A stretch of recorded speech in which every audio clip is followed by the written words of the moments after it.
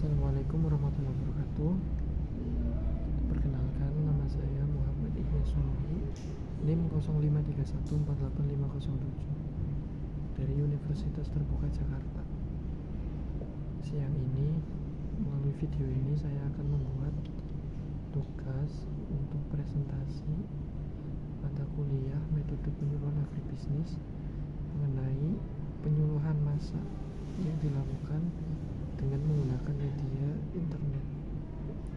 Topik kita pada video kali ini adalah pengendalian hama secara terpadu, di mana PPT yang sudah disiapkan akan kita bahas slide-nya satu persatu.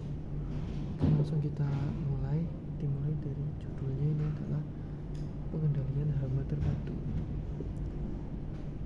Selanjutnya, sebelumnya kita harus mengenali dulu beberapa contoh hama yang ada di lahan pertanian. Di sini ada keong mas dan juga telur. Ini ada telur keong mas yang merupakan salah satu hama.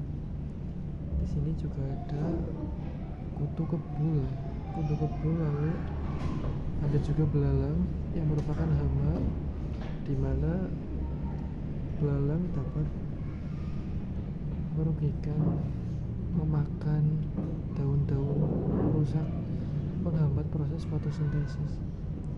Dan di sini ada juga contoh pengendalian hama terpadu ya. Ini merupakan pengendali hama alami. Di sini ada laba-laba, pengendali hama alami untuk belalang dan juga mungkin kutu. Lalu ada kepik. Kepik ini bermanfaat untuk mengendalikan populasi wereng, di mana dia dapat memakan telur-telur dan juga larva dari wereng yang ada di pertanian padi. Oke, selanjutnya ada manfaat penerapan PHT. PHT merupakan solusi ramah lingkungan untuk pertanian yang lebih produktif. Dapat mengurangi penggunaan pestisida, menjaga lingkungan, serta meningkatkan hasil panen. Di mana PHT terbiasa menggunakan musuh-musuh alami dan juga teknik budidaya yang tepat. Lalu kemudian PHT juga berperan untuk tetap menjaga ekosistem berjalan dengan semestinya. Lalu tentunya meningkatkan produktivitas dan juga tentunya kualitas dari pertanian yang telah dan akan dijalankan. Selanjutnya di sini ada prinsip utama pengendalian hama terpadu. Kita bagi menjadi 4. Yang pertama adalah tanaman yang sehat, lalu kemudian musuh alami, pengamatan rutin, dan juga petani yang ditempatkan sebagai ahli. Tanaman yang sehat adalah selalu menjaga tanaman tumbuh secara optimal. Tanaman yang lebih tahan terhadap serangan penyakit dan juga hama. Lalu kemudian penggunaan musuh alami seperti yang kita bahas di awal adalah laba-laba dan juga kepik, yang merupakan musuh alami untuk hama yang dapat bermanfaat untuk mengurangi penggunaan pestisida dan juga menjaga ekosistem tetap baik. Lalu yang ketiga ada pengamatan secara rutin.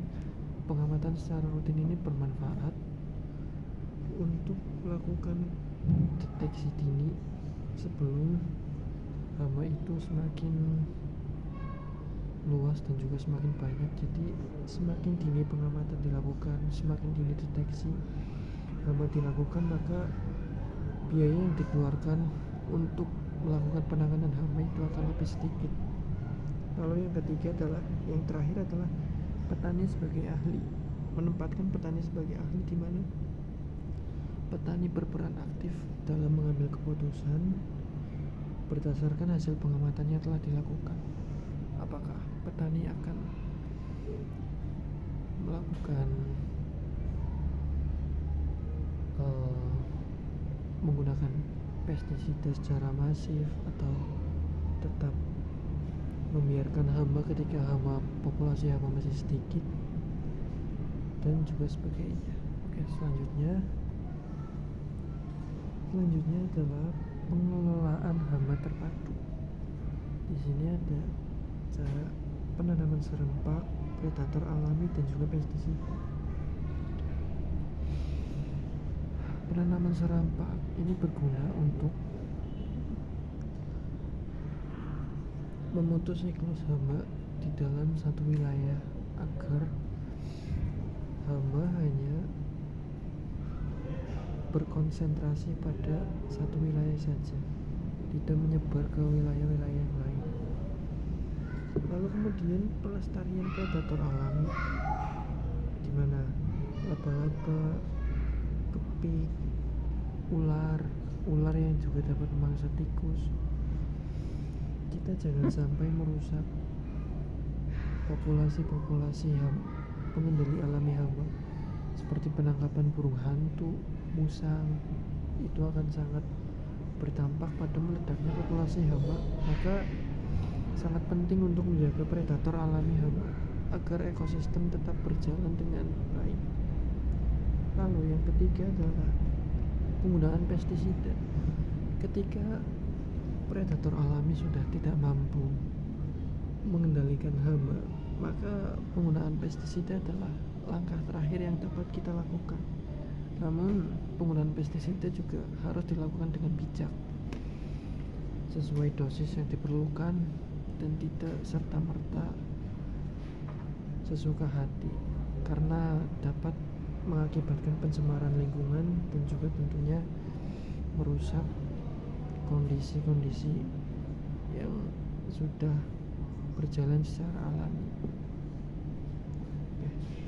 Selanjutnya ada proses pencegahan di dalam pengendalian hama secara terpadu. Pencegahan merupakan langkah yang paling utama di dalam sistem pengendalian hama terpadu untuk mengurangi resiko serangan hama sebelum terjadi kerusakan terhadap tanaman itu sendiri. Yang pertama, dapat menggunakan benih yang unggul, memilih benih yang sehat dan juga tahan terhadap serangan hama. Lalu yang kedua ada penanaman secara serempak, dilakukan dalam satu wilayah guna memutus siklus hama.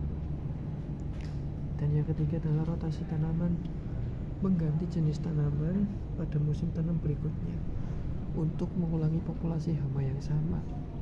Jadi hama tidak menyerang populasi tanaman yang berbeda karena dilakukan rotasi pada penanaman di pertanian tersebut. Oke, selanjutnya, ini dia komponen-komponen pengendalian hama terpadu. Ini adalah agar menjaga populasi tetap di bawah ambang ekonomi. Di sini ada kultur teknis, kultur fisik, kultur hayati, dan juga kultur kimiawi. Ya, prosesnya di pengendalian hanya dilakukan ketika populasi hama meningkat, namun masih mengutamakan cara yang ramah lingkungan. Kita tetap mengutamakan pencegahan, namun ketika akhirnya hama sudah terlalu masif, maka pengendalian tetap harus dilakukan. Yang pertama dilakukan adalah pengamatan rutin. Pengamatan rutin dengan memantau kondisi tanaman dan juga perkembangan hama secara berkala. Pemanfaatan musuh alami seperti laba-laba, kepik, dan juga parasitoid. Lalu yang ketiga adalah pengendalian mekanis menggunakan perangkap atau menangkap hama secara langsung. Kita dapat mengumpulkan secara langsung keong-keong yang ada di sawah atau belang, kita tangkap secara langsung, lalu kemudian kita gunakan untuk pakan ternak dan sebagainya. Saat terjadi serangan, untuk meminimalisir kerugian, yang bisa kita lakukan adalah mengidentifikasi hama, tentunya dengan menentukan jenis hama yang menyerang tanaman. Dengan melakukan identifikasi hama, kita dapat menentukan jenis penanganan apa yang tepat untuk menangani hama tersebut. Lalu kemudian menilai tingkat serangan, mengukur luas dan juga tingkat kerusakan tanaman.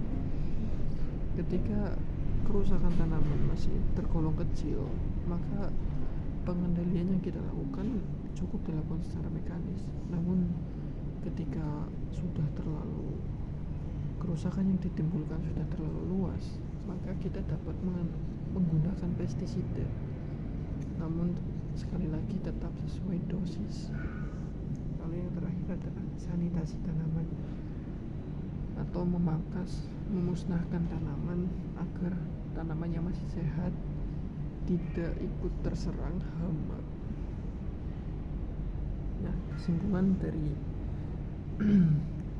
video kali ini adalah pengendalian hama terpadu merupakan pengelolaan hama yang mengkombinasikan berbagai metode pengendalian secara terpadu, efektif, dan juga ramah lingkungan, menekankan pencegahan melalui budidaya tanaman yang sehat, pemanfaatan musuh alami, pengamatan rutin, serta penggunaan pestisida secara bijaksana sesuai keperluan.